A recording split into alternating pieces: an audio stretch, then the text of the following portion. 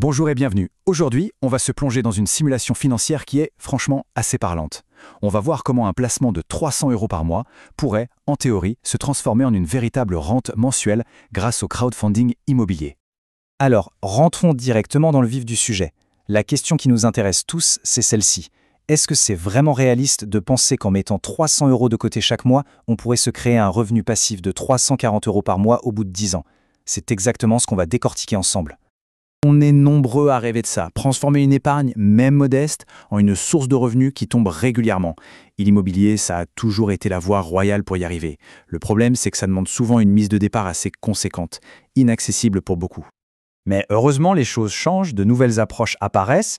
Pour notre simulation, on va s'appuyer sur l'exemple d'une plateforme française qui s'appelle lapremierebrique.fr. Son but, c'est justement de rendre l'investissement immobilier beaucoup plus accessible. Ok, mais le crowdfunding immobilier, c'est quoi au juste?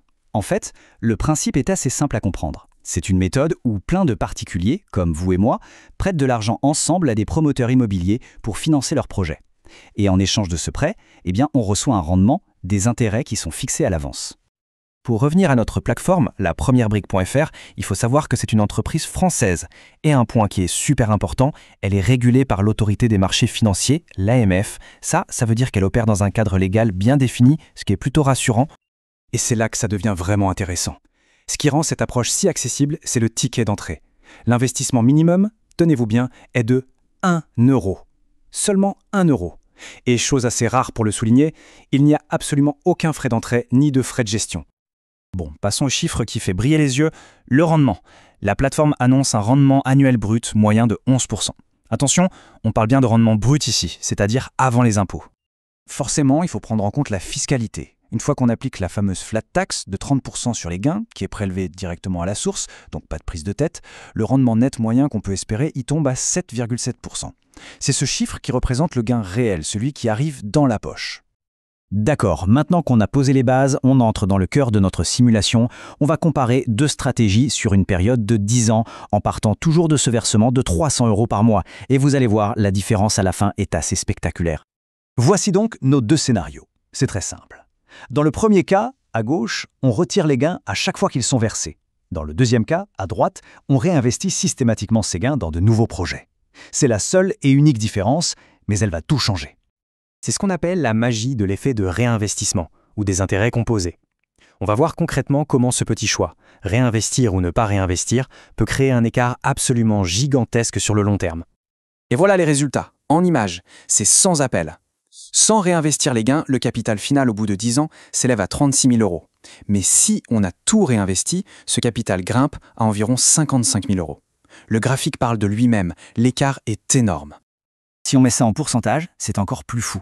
Le simple fait de réinvestir ses gains a permis d'augmenter le capital final de 53%. C'est ça, toute la puissance des intérêts composés qui travaillent pour nous. Et alors, si on en revient à notre question de départ, sans réinvestissement, le revenu mensuel net la dernière année tourne autour de 230 €. Mais avec le réinvestissement, on atteint bien les 340 € net par mois. Donc la réponse est oui, l'objectif est non seulement atteint, mais il est même dépassé dans le deuxième scénario. Mais attention, des rendements aussi attractifs, ça ne vient jamais sans une contrepartie. Il faut être très clair là-dessus.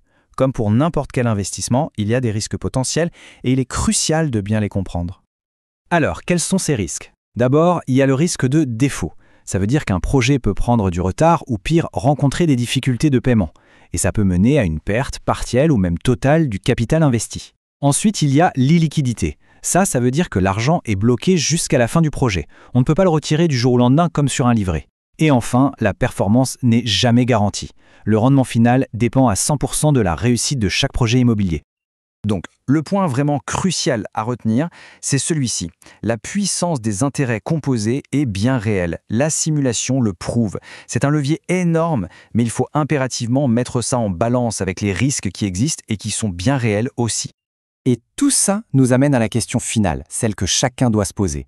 Est-ce que ce potentiel de gain à long terme grâce à la puissance des intérêts composés vaut la peine de prendre ces risques à court terme?